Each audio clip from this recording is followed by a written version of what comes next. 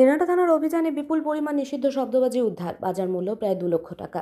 আসন্ন কালীপুজো ও দীপাবলিকে কেন্দ্র করে কড়া নজরদারি চালাচ্ছে পুলিশ প্রশাসন। সেই পরিপ্রেক্ষিতে দিনহাটা থানার পুলিশ বিপুল পরিমাণ নিষিদ্ধ শব্দবাজি উদ্ধার করেছে। পুলিশ সূত্রে জানা গেছে, একটি পরিত্যক্ত বাড়ি থেকে প্রায় 2 লক্ষ টাকা শব্দবাজি উদ্ধার করা হয়েছে।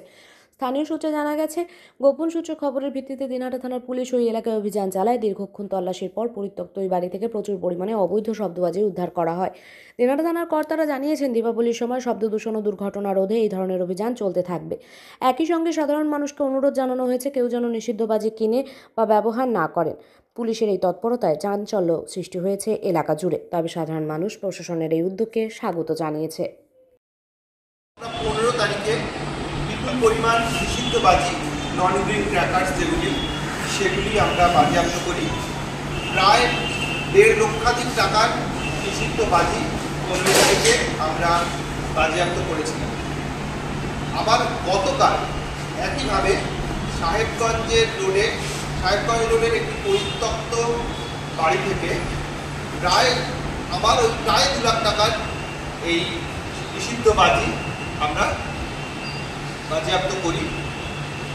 এবং যেটা আমরা দেখতে পাচ্ছি বা আমাদের এই বাজি নিয়ে অনুসন্ধানে যেটা উঠে আসছে, সেটা হলো যে বিভিন্ন বাজি ব্যবসায়ী তারা কিছু গ্রিন ক্র্যাকার্স সামনে রেখে পেছনে এই নিষিদ্ধ বাজির ব্যবসা করছে।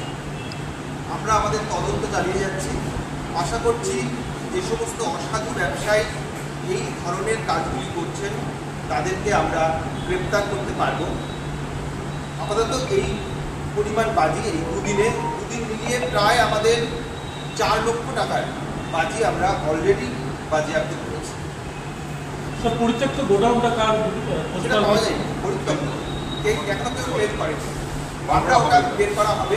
ওটা শহরের মধ্যে বাজিগুলো কেমন করে আসছে? শহরের ট্রাকে বা বাসে বা খেপ করে আসছে হয়তো। আর বললাম না, ওপরে গ্রিন ক্র্যাকার্স থাকছে, ওপরে গ্রিন ক্র্যাকার্সের তলায় এই ধরনের বাজিগুলি নিয়ে আসা হচ্ছে। গতকাল যে বাজি বাজেয়াপ্ত করেছে তার বাজার মূল্য কত? প্রায় 2 লক্ষ টাকা।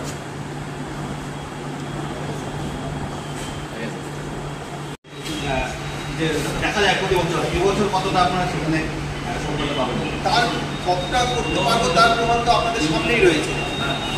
এগুলো প্রত্যেকটাই কিন্তু শব্দবাজি। সুতরাং আপনারা দেখছেন যে 21 তারিখ কালী পুজো, 2 তারিখ কালী পুজো, অলরেডি 15 তারিখ থেকেই আমাদের বাজেয়াপ্ত করা শুরু হয়ে গেছে এবং এই বিপুল পরিমাণ অলরেডি বাজেয়াপ্ত হয়েছে। আশা করা যাচ্ছে অবশ্যই এই যে সাউন্ড পলিউশন, সেটার মোকাবিলা আমরা করতে পারি।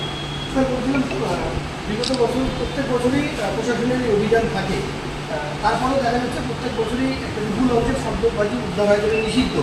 কোথাও কি একটু মনে হচ্ছে না যে একটা সাধারণ যারা ব্যবসায়ী রয়েছে তাদের অসচেতনতা বা অধিক মুনাফা লাভের কাজটা করছে? আমি তো বললামই যে সব কিছু গ্রিন ক্র্যাকার্সের আড়ালে বেশ কিছু এই নিষিদ্ধ বাজি থাকছে, সেই দিকেই আমাদের তদন্তটা চলে যায়।